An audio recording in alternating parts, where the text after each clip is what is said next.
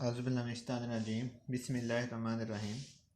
अस्सलाम वालेकुम। उम्मीद करते हैं स्टूडेंट आप सब खैरियत से होंगे। हमने सेकंड ईयर फिज़िक्स का chapter number 16 alternating current start किया हुआ है।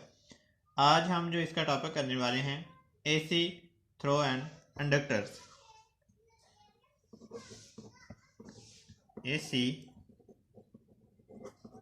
थ्रो एंड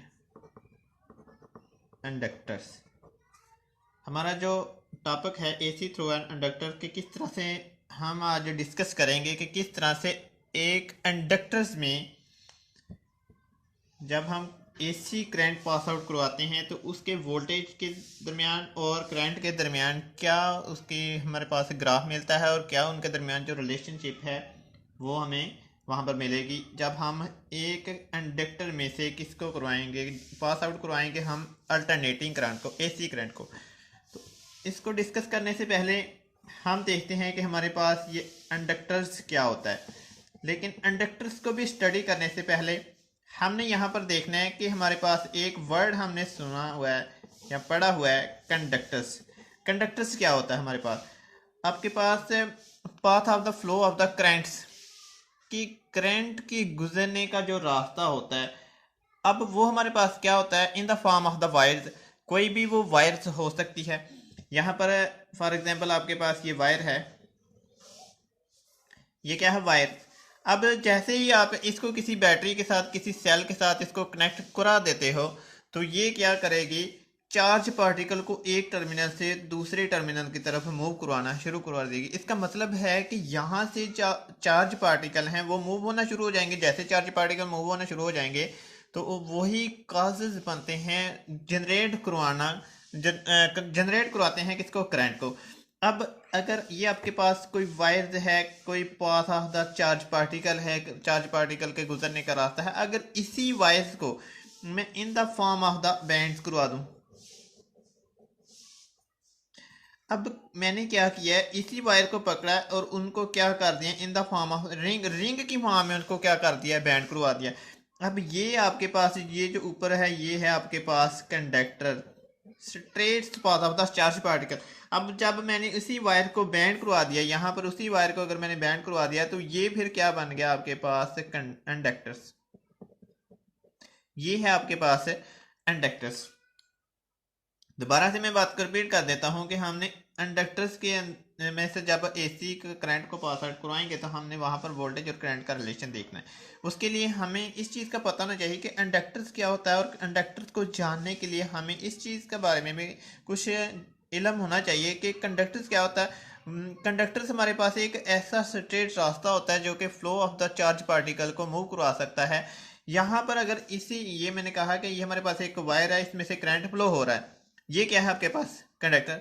अगर इसी वायर्स को मैं in the end terms of bands करवा दूं तो वो आपके पास क्या बन जाता है, एक कंडक्टर बन जाता है। अब आपके पास ये जो हमारे पास इंडक्टर्स हैं ये दो तरह के होते हैं, एक होता है थिंक और दूसरा होता है हमारे पास थिंक होता है। अब हमने देखना है कि यहाँ पर अगर हम एसी करंट के लिए कौन सा यहाँ पर थिन इस्तेमाल करेंगे या थिक इस्तेमाल करेंगे। तो पहले मैं यहाँ पर बता देता हूँ कि हमारे पास थिन इंडक्टर्स भी होते हैं और थिंक भी होते हैं। अगर हम थिन इस्तेमाल करेंगे तो उसमें आपके पास क्या होगा, जो आपके पास रेजिस्टेंस है आर, थिन में रेजिस्टेंस, क्यों थिन में रेजिस्टेंस ज़्यादा होगा, थिन में रेजिस्टेंस ज़्यादा होगा, क्यों ज़्यादा होगा, क्योंकि आपके पास ये थिन है। अगर मैं आपको इस तरह से दिखा देता हूँ तो इसके दरमियान जो एरिया है, क्रॉस सेक्शनल एरिया, वो क्या होता है, बहुत कम होता है। और आपने एक रिलेशन पढ़ चुका है कि आर इनवर्सली प्रोपोर्शनल है ए के, जो रेजिस्टेंस है वो इनवर्सली प्रोपोर्शनल है ए के। इस रिलेशन की मदद से कि आर इनवर्सली प्रोपोर्शनल है ए के, अगर ए ज़्यादा होगा यानी कि एरिया ज़्यादा होगा तो उसका मतलब है अगर एरिया ज़्यादा तो रेजिस्टेंस कम होगी, और अगर एरिया कम होगा तो रेजिस्टेंस ज़्यादा होगी। हम यहाँ पर थिन जो इंडक्टर्स है वो इस्तेमाल नहीं करेंगे क्योंकि हमारे पास जो थिन इंडक्टर्स होगा उसका एरिया क्या होगा, बहुत कम होगा, एरिया उसका क्या है, लो है। जिसकी वजह से उसके अंदर जो आर की वैल्यू है, रेजिस्टेंस है, वो क्या होगा, वो बहुत ज़्यादा होगा। अगर एरिया कम होगा, रेजिस्टेंस ज़्यादा होगा, तो अगर ज़्यादा रेजिस्टेंस, हमने तो पढ़ा हुआ है कि जो रेजिस्टेंस होता है oppose of the cause of the opposing the current, वो करंट को क्या करता है, चार्ज पार्टिकल को क्या करता है, अपोज करता है। अगर वो चार्ज पार्टिकल को अपोज करता है तो इसका मतलब है कि अगर हम थिन इंडक्टर इस्तेमाल करेंगे तो वो तो चार्ज को पास आउट, चार्ज पार्टिकल को मूव नहीं करने देगा। जब चार्ज पार्टिकल ही मूव नहीं करेंगे, रेजिस्टेंस के ज़्यादा होने की वजह से चार्ज पार्टिकल मूव नहीं करेंगे, तो उसका मतलब है उसमें से करंट फ्लो नहीं हो सकता। इस वजह से अब हम चलते हैं कि हमने यहाँ पर जो इंडक्टर्स इस्तेमाल करना है वो हमारे पास कौन सा होना चाहिए, वो हमारे पास थिंक होना चाहिए। अब इसका क्या मतलब है कि यहाँ पर जो आपके पास थिंक इंडक्टर्स होगा, उसका जो एरिया होगा, क्रॉस सेक्शनल जो एरिया होगा वो क्या होगा, ज़्यादा होगा। अब अगर हमारे पास ऐसा इंडक्टर्स है, थिंक इंडक्टर है, थिंक इंडक्टर हमने यहाँ पर यूज़ किया, तो उसका एरिया ज़्यादा है। अगर एरिया ज़्यादा तो फिर हम यहाँ पर ये बात कर सकते हैं कि उसका रेजिस्टेंस क्या होगा, लो होगा।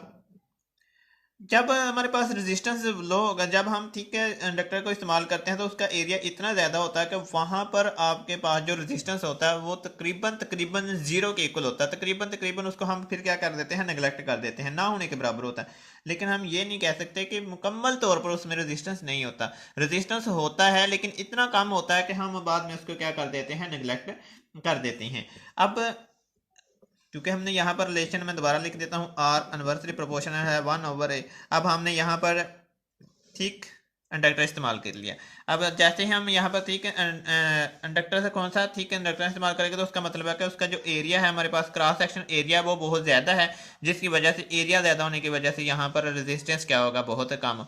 अगर रेजिस्टेंस बहुत कम होगा तो उसका मतलब क्या है कि वहाँ से जो चार्ज पार्टिकल है इजीली मूव कर सकते हैं, और वहाँ से उस सर्किट के अंदर, उस वायर के अंदर, उस कॉइल के अंदर आसानी से जो करंट पास आउट हो जाएगा। अब हम यहाँ पर देखते हैं कि हमारे पास ये इंडक्टेंस होता क्या है, इंडक्टेंस।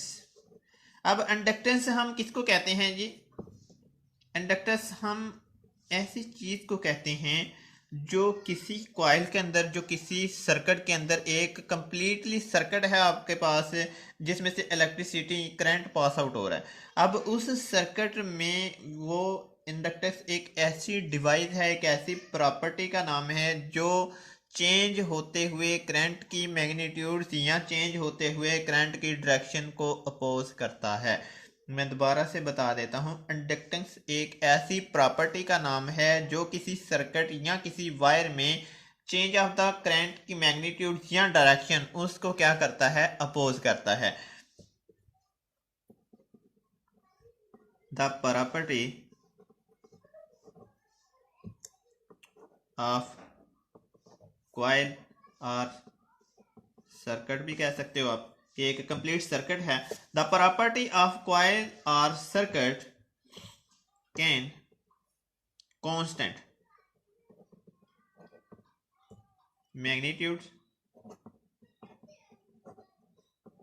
और डायरेक्शन, मैग्नीट्यूड और डायरेक्शन ऑफ करंट, कि करंट की मैग्नीट्यूड अगर चेंज हो रही है तो उसको अपोज करके उसको कांस्टेंट करने की कोशिश करता है।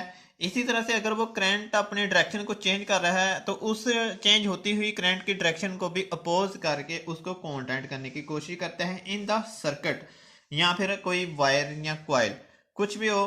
तो करंट जब अपनी मैग्नीट्यूड चेंज करता है तो इंडक्टर्स क्या करता है, उसको अपोज करता है और उसको स्टेडी की तरफ, स्टेडी फॉर्म में कन्वर्ट कर देता है, यानी कि उसको कांस्टेंट कर देता है। इसी तरह से अगर उसकी डायरेक्शन चेंज हो रही है तो उसको भी क्या कर देता है, कांस्टेंट कर देता है। फॉर एग्जांपल यहाँ पर आपके पास ये एक डायग्राम है एसी की।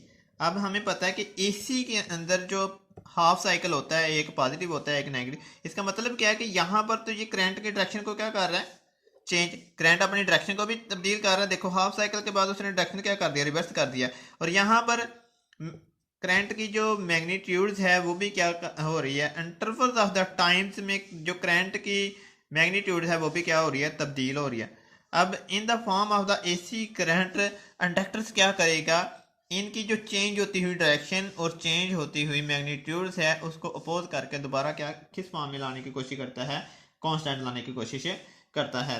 तो वो किसी भी हालत में any ways of the current magnitude and direction change inductor is the opposing to the remain constant, कि उसको दोबारा किस हालत में लाने की कोशिश करता है, इंडक्टर चेंज होती हुई मैग्नीट्यूड और डायरेक्शन को दोबारा कांस्टेंट करने की कोशिश करता है।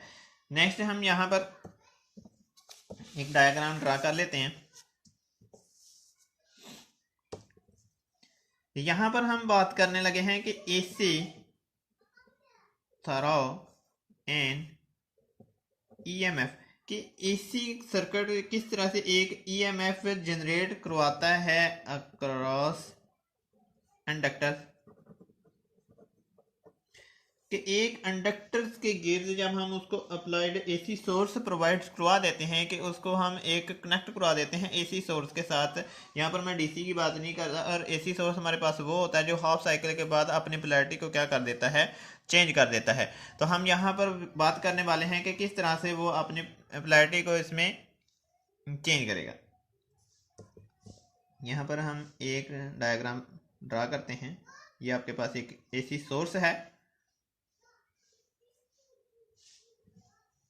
और यहाँ पर आपने एक इंडक्टर्स को कनेक्ट करवा दिया है जिसकी लेंथ आपके पास L है, और ये जो आपके पास एसी सोर्स है यहाँ से आपने अप्लाइड वोल्टेज उसको प्रोवाइड करवाना है, जो कि आपने in the form of the V, कि एसी सोर्स जब आप इसको जनरेट करवाते हैं, अप्लाइड करवाते हैं, तो यहाँ पर जो ईएमएफ जनरेट होगी इन द फॉर्म ऑफ, यहाँ पर अप्लाइड वोल्टेज आपने VL, इसको मैं नाम दे देता हूँ, कि यहाँ पर एसी सोर्स की मदद से आपने अप्लाइड वोल्टेज इसको प्रोवाइड करवा दिया इंडक्टर्स को, और इस लेंथ के इंडक्टर्स की लेंथ के अक्रॉस जब चार्ज पार्टिकल मूव करेंगे तो उसकी जो अपनी ईएमएफ जनरेट होगी उसको मैं नाम दे देता हूँ VL का।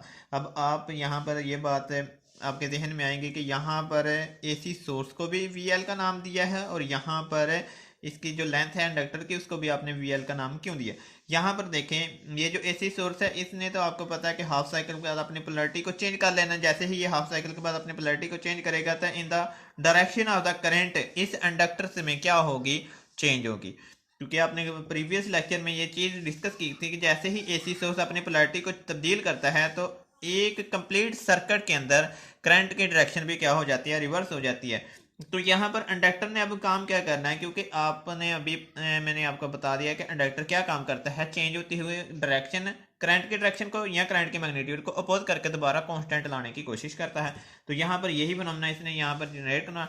अब हम देखेंगे कि ये हमारे पास अप्लाइड वोल्टेज है, जैसे हम इसको अप्लाइड वोल्टेज प्रोवाइड करवाते हैं तो इसके अक्रॉस एक मैग्नेटिक फील्ड ईएमएफ जनरेट हो जाती है, एक ईएमएफ जनरेट हो जाती है, उसको मैंने नाम दिया है कि in the length of the inductors, वो हमारे पास जो ईएमएफ होगी in the form of VL की फॉर्म में होगी, या फिर आप इसको ईएमएफ भी इस तरह से कह सकते हैं, EMF L किसको रिप्रेजेंट कर रही है, लेंथ ऑफ द इंडक्टर्स को।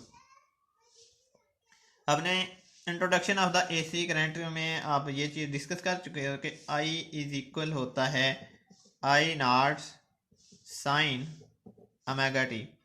अब ये करंट का किसके ऊपर डिपेंड है, इसके फेस के ऊपर। ये तो मैक्सिमम है, पॉजिटिव हो या फिर नेगेटिव हो, तो ये तो उसकी मैक्सिमम है और ये इंस्टैन्टेनियस वैल्यू है, ये मैक्सिमम है, और ये हमारे पास साइन ओमेगा टी, ये क्या है, फेस है। या फिर आप साइन ओमेगा टी को 2πf और टी भी लिख सकते हो। तो हमारे पास है ये रिलेशन। इसके बाद हमने चैप्टर नंबर 15 में इलेक्ट्रोमैग्नेटिक इंडक्शन में हम एक चीज़ हम डिस्कस कर चुके हैं जिसका नाम है सेल्फ इंडक्शन। हम उसको यहाँ पर यूज़ करेंगे, सेल्फ इंडक्शन। सेल्फ इंडक्शन वो हमारे पास क्या है, EMF इज इक्वल है -L del I over del T, rate of change of the currents. और ये माइनस क्या बताती है कि वहाँ पर वो किस तरह से जो आपके पास दो EMF तो वो किस तरह से एक दूसरे को अपोज कर रही थी, ये उनकी अपोजिंग की डायरेक्शन को बताती है। और सेल्फ इंडक्शन है तो यहाँ पर मैं इसके साथ लगा देता हूँ L, स्मॉल l, बेस में मैंने L लिख दिया। अब यहाँ पर आपके पास स्टार्टिंग में आपने अभी एसी सोर्स प्रोवाइड नहीं किया, तो इसका मतलब है यहाँ से कोई भी करंट फ्लो नहीं हो रहा। इसका मतलब है यहाँ पर वोल्टेज भी ज़ीरो है, यहाँ पर करंट भी आपके पास क्या है, ज़ीरो है। अब हम यहाँ से इसको applied voltage V L provide करवाने वाले हैं, और फिर हम देखेंगे कि इंडक्टर किस तरह से उसके ऊपर वर्क करवाता है। अब इंडक्टर हमारे, जब हम इसको applied voltage V L provide करवाएंगे तो इंडक्टर किस तरह से उसके ऊपर वर्क करवाएगा, ये चीज़ हम अभी डिस्कस करते हैं। लेकिन उससे पहले हम यहाँ पर एक कंप्लीट सर्कल के ऊपर हम लगाते हैं Kirchhoff second rule.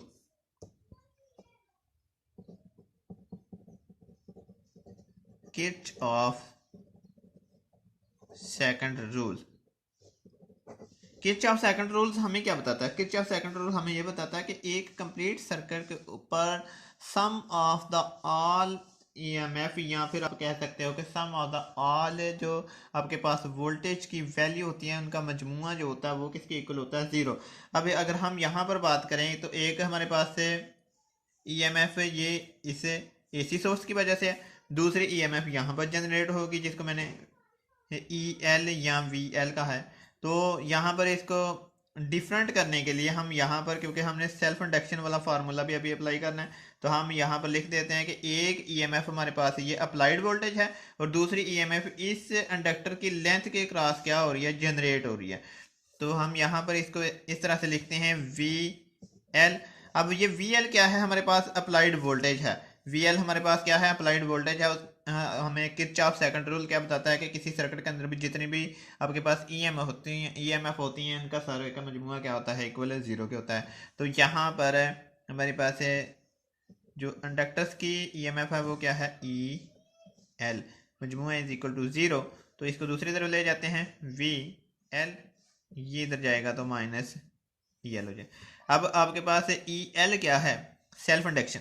E L आपके पास क्या है, सेल्फ इंडक्शन। सेल्फ इंडक्शन की वैल्यू आपके पास क्या है, minus L del I over del T.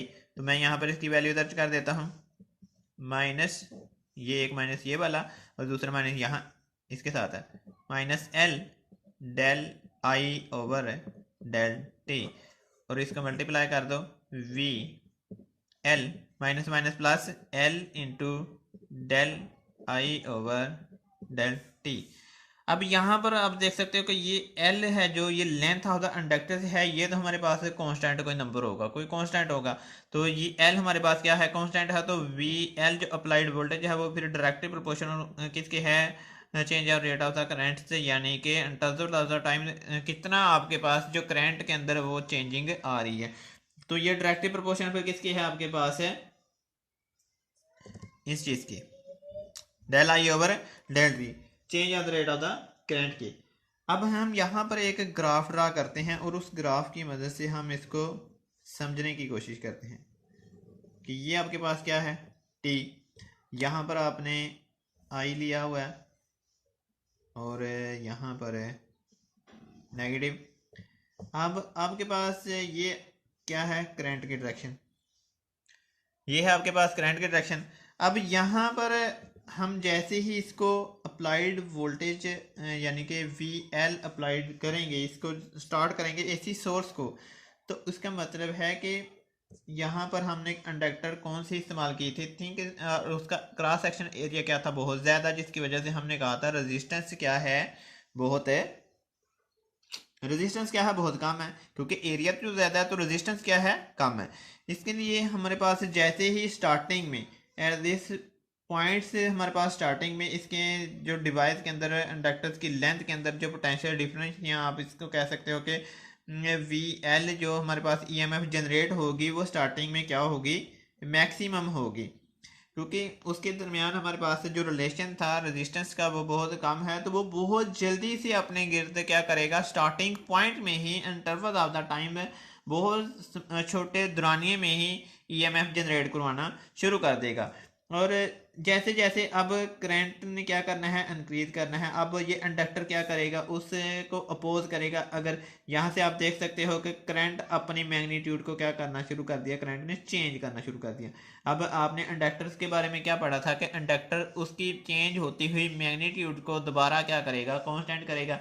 अब जैसे ही यहाँ पर करंट अभी स्टार्टिंग में था, तो आपके पास ये जो वी एल या इंडक्टर के ईएमएफ की जो वैल्यू थी इंडक्टर की, वो क्या थी, मैक्सिमम। अब ये कब वर्क करना शुरू करेगा, जब करंट अपनी मैग्नीट्यूड को तब्दील करेगा। अब यहाँ पर आप देख सकते हो कि करंट इंक्रीज हो रहा है, ये फॉर एग्जांपल इसकी मैक्सिमम वैल्यू है, ये क्या है इसकी मैक्सिमम। अब इंडक्टर की जो हमारे पास इंडक्टर्स है, इसने क्या करना है, इसको अपोज करना है। अब अगर ये बढ़ रहा है, ये ज़्यादा हो रहा है, तो ये आपके पास ग्राफ है आई करंट वाला, और यहाँ से ये क्या होना शुरू कर देगा, इसके मुखालफत करना शुरू कर देगा यहाँ पर। अब आपने देखा कि स्टार्टिंग में आपके पास जो अप्लाइड वोल्टेज की वजह से EMF cross in the inductor में जनरेट हो रही थी, वो मैक्सिमम थी। और अगर करंट ने अपनी मैग्नीट्यूड को तब्दील किया, तो वो क्या कर रहा है, इसको अपोज कर रहा है, वो डिक्रीज हो रहा है। जब आपके पास करंट मैक्सिमम था, तो ये V की वैल्यू जो आपके पास है, वो क्या हो गई है, मिनिमम हो गया। वो क्या हो गया, मिनिमम। जब करंट मैक्सिमम है, तो आपके पास वोल्टेज जो अप्लाइड वोल्टेज है, वो क्या हो गया, मिनिमम हो गया, कम से कम। अब आप देख सकते हो कि करंट दोबारा अपनी मैग्नीट्यूड को क्या कर रहा है, तब्दील कर रहा है। अब करंट दोबारा अपनी मैग्नीट्यूड को तब्दील कर रहा है, तो ये फिर उसको अपोज करेगा, और इसकी मदद से यहाँ पर इसकी जो वैल्यू है, वो क्या हो जाएगी, इंक्रीज होना शुरू हो जाएगी। यहाँ पर वोल्टेज की जो वैल्यू, यहाँ पर जब करंट मिनिमम होगा, इस पॉइंट के ऊपर जब करंट मिनिमम होगा, तो आपके पास जो वोल्टेज की वैल्यू है, वो क्या हो जाएगी, मैक्सिमम। अब आप देख सकते हो कि करंट ने अपना डायरेक्शन को क्या कर लिया, चेंज कर लिया, लेकिन उसके साथ साथ उसकी मैग्नीट्यूड दोबारा क्या हो रही है, तब्दील हो रही है। इंडक्टर से दोबारा उसको क्या करेगा, अपोज करेगा, और उसको कांस्टेंट करने की कोशिश करेगा। और इस तरह से जब यहाँ पर करंट दोबारा मैक्सिमम लेकिन नेगेटिव डायरेक्शन में होगा, तो फिर ये क्या होना शुरू हो जाएगा, डिक्रीज होना शुरू। जब करंट मैक्सिमम, तो ये मिनिमम होगा, और इस तरह से ये फिनोमेना क्या होगा, चलता रहेगा। अब हम इसको मैथमेटिकल फॉर्म देख लेते हैं कि ये किस तरह से वर्क करता है, इसकी मैथमेटिकल फॉर्म क्या होगी। तो इसकी मैथमेटिकली फॉर्म में हम इसको पॉइंट दे देते हैं, ये आपके पास पॉइंट ए है, ये आपके पास पॉइंट बी है। ये पॉइंट ए है, स्टार्टिंग पॉइंट ए है, ये मैक्सिमम पॉइंट्स बी है। दोबारा जब वो मिनिमम पर आता है, तो ये पॉइंट आपके पास सी है, और ये आपके पास पॉइंट डी है। और आप देख सकते हो कि डायरेक्शन पहले पॉजिटिव हाफ साइकिल, फिर नेगेटिव हाफ साइकिल है, उसके साथ साथ इसकी क्या हो रही है, मैग्नीट्यूड भी तब्दील हो रही है। तो ये क्या है, आपके पास एक स्लोप बन गई है। तो हम सबसे पहले बात करते हैं पॉइंट ए की। पॉइंट ए के ऊपर हम देखते हैं कि हमारे पास जो अप्लाइड वोल्टेज है, उसकी वैल्यू क्या आती है। हमने पॉइंट ए के ऊपर एक स्लोप ड्रा करवानी है, पॉइंट ए के ऊपर एक स्लोप ड्रा करवानी है, और उस पॉइंट के ऊपर हमने देखना है कि जो हमारे पास वी एल की वैल्यू है, वो हमारे पास से क्या है। हमने यहाँ पर एक स्लोप ड्रा करवा दिया। अब आप देख सकते हो कि यहाँ पर वोल्टेज की जो वैल्यू, हमें अप्लाइड वोल्टेज की वैल्यू क्या मिल रही है, हमें मैक्सिमम मिल रही है। अप्लाइड वोल्टेज की वैल्यू हमें क्या मिल रही है, मैक्सिमम। जैसे हमने ए के ऊपर एक स्लोप ड्रा करवाई, तो हमारे पास जो वोल्टेज की वैल्यू थी, वो मैक्सिमम मिल गई। उसके बाद हमने यहाँ पर बी के ऊपर एक स्लोप ड्रा करवाएंगे इस तरह से। अब हमने जैसे ही बी पॉइंट के ऊपर एक स्लोप ड्रा कराई, ये वाली लाइन आप देख सकते हैं कि बी के ऊपर हमने एक स्लोप ड्रा किया, तो वो किसके पैरेलल है, टाइम के। वो किसके पैरेलल है, इसका मतलब है कि यहाँ पर जो वोल्टेज और करंट को उसने क्या कर दिया, अपोज कर दिया, कांस्टेंट कर दिया। तो हम पॉइंट बी के बारे में कह सकते हैं कि यहाँ पर जो वी एल की वैल्यू है, वो क्या है, ज़ीरो है, क्योंकि वहाँ पर वो चेंज नहीं कर रहा, अपनी मैग्नीट्यूड को भी चेंज नहीं कर रहा। और इस पॉइंट के ऊपर, बी पॉइंट के, मैं सिर्फ बी पॉइंट के ऊपर बात करूँ, अदरवाइज तो आप देख सकते हो कि करंट की मैग्नीट्यूड चेंज हो रही है, करंट की डायरेक्शन भी चेंज हो रही है। सिर्फ बी पॉइंट के ऊपर जैसे ही हमने स्लोप ड्रा करवाई है, तो वहाँ पर जो अप्लाइड वोल्टेज वी एल की वैल्यू है, वो हमारे पास क्या है, ज़ीरो। उसके बाद मैं यहाँ पर पॉइंट सी की बात करता हूँ। हम यहाँ पर सी के ऊपर भी एक स्लोप ड्रा करवा लेते हैं। हमने जैसे ही यहाँ पर सी के ऊपर स्लोप ड्रा करवाई है, तो हम यहाँ पर दोबारा देख सकते हैं कि जो हमारे पास अप्लाइड वोल्टेज वी एल की, जो हमारे पास अप्लाइड वोल्टेज की वैल्यू है, वो दोबारा क्या है, हमारे पास है वी एल की दोबारा हमारे पास वैल्यू मैक्सिमम है। इसी तरह से हम इस डी पॉइंट के ऊपर एक स्लोप ड्रा करवाते हैं।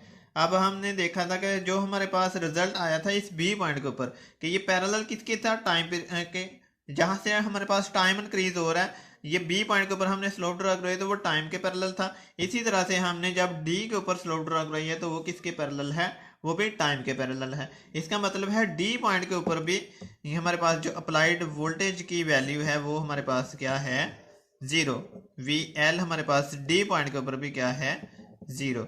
दोबारा देख लें कि हमने इस करंट वाले और वोल्टेज वाले ग्राफ को 4 हिस्सों में तकसीम किया, ए बी सी और डी। तो हमारे पास है, हमने देखना था रिलेशन करंट के दरमियान और इसके वोल्टेज के दरमियान, और हमने जैसे ही इसके दरमियान करंट की और वोल्टेज की बात की है तो हमारे पास है ये जो करंट वाला ग्राफ था ये एक स्लोप बना रहा था, और इस स्लोप को मैंने जैसे ही 4 हिस्सों में डिवाइड किया तो मैंने सबसे फर्स्ट पहला काम क्या किया कि ए के ऊपर एक स्लोप ड्रा करवाई है, ए के ऊपर स्लोप ड्रा करवाई है। स्लोप की मदद से मैंने अप्लाइड वोल्टेज की वैल्यू निकालनी थी जो कि आपको क्या मिल रही थी, मैक्सिमम, क्योंकि ये इंक्रीजिंग पॉइंट है ना, ये एक्स एक्सिस के पैरेलल और वाई एक्सिस किसी एक के पैरेलल नहीं, इनके दरमियान में बढ़ रहा है कि अगर आपके टाइम इंक्रीज हो रहा है तो उसके साथ साथ करंट भी क्या हो रहा है, इंक्रीज हो रहा है। तो यहाँ पर अप्लाइड वोल्टेज की वैल्यू आपके पास क्या थी, मैक्सिमम। अब यहाँ पर आप देख सकते हो बी के ऊपर जैसे आपके पास स्लोप मैंने ड्रा करवाई है तो यहाँ पर आप देख सकते हो जैसे मैंने स्लोप ड्रा करवाई है तो यहाँ पर करंट चेंज नहीं हो रहा। इसका मतलब है यहाँ पर जो इसकी अप्लाइड वोल्टेज की वैल्यू है वो क्या है, 0। इसी तरह से जैसे मैंने सी के ऊपर स्लोप ड्रा करवाई है तो यहाँ सी के ऊपर आप देख सकते हो यहाँ पर ये दोबारा किन दो एक्सिस के दरमियान जनरेट हो रहा है। इसका मतलब है यहाँ पर अप्लाइड वोल्टेज दोबारा क्या है, मैक्सिमम। इसी तरह से मैंने जब डी के ऊपर बात की है तो डी के ऊपर ये दोबारा एक ही पैरेलल, यहाँ पर करंट दोबारा चेंज नहीं हो रहा, तो इसका मतलब है अप्लाइड वोल्टेज आपके पास क्या है, 0 है। नेक्स्ट हमारे पास है एक बात है कि हमारे पास है, हमने अब इसकी पावर की बात करनी है, और पावर वाला फार्मूला आप पढ़ चुके हो, power across inductors, power across inductor. मैं यहां से फिर ग्राफ ड्रा करवा लेता हूं। ये आपके पास ग्राफ है, ये करंट वाला ग्राफ, और आपके पास जो दूसरा वोल्टेज वाला ग्राफ था वो इस तरह से था, ये आपके पास वी वाला ग्राफ। अब इसको मैं 4 हिस्सों में तकसीम कर लेता हूँ। फर्स्ट ये है आपके पास, सॉरी, फर्स्ट आपके पास ये है, सेकंड आपके पास ये है, ये वाली लाइन नहीं है सॉरी, सेकंड ये है, और आपके पास थर्ड ये है, और फोर्थ ये है। अगर मैं इस हिस्से की बात करूं, इस हिस्से की बात करूं, इसको मैं कह देता हूं ए, इसको बी, इसको सी और इसको डी। अगर मैं यहाँ पर इस पोर्शन की बात करूँ तो आपके पास करंट कहाँ है, पॉजिटिव है, तो आपने पावर वाला रिलेशन पढ़ा हुआ है, P इज इक्वल है वी आई। तो सबसे पहले मैं फर्स्ट पॉइंट की बात कर लेता हूँ कि यहाँ पर आप इस पोर्शन की बात कर लो, इसको मैं P1 कह देता हूँ। तो हमारे पास जो P1 होगी, आप देख सकते हो करंट पॉजिटिव डायरेक्शन में है, इसका मतलब है आपके पास करंट क्या है, पॉजिटिव, और वोल्टेज डिक्रीज तो हो रहा है लेकिन कहाँ पर है, पॉजिटिव है, पॉजिटिव, दोनों पॉजिटिव हैं। तो आपको जो पहली पावर इसकी मिलेगी यहाँ से यहाँ तक जो P1 है वो क्या मिलेगा, वो आपको पॉजिटिव ही मिलेगा। इसी तरह से इसको मैं नाम दे देता हूँ P2 का। अब हम देखते हैं कि यहाँ पर P2 आपके पास क्या होगा।